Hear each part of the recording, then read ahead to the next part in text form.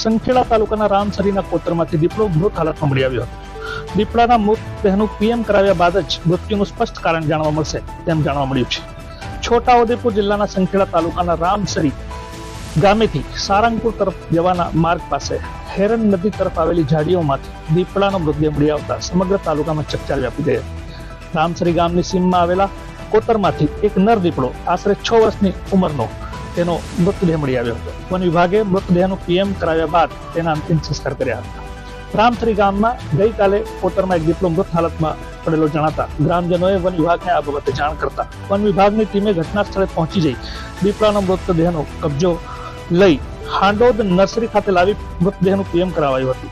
ત્યારબાદ દીપડાના મૃતદેહના અગ્નિ સંસ્કાર કરવામાં આવ્યા હતા। આ દીપડાનું મૃત્યુનું કારણ હજુ જાણવા મળ્યું નથી, જે પીએમ રિપોર્ટ બાદ જ જાણવા મળશે।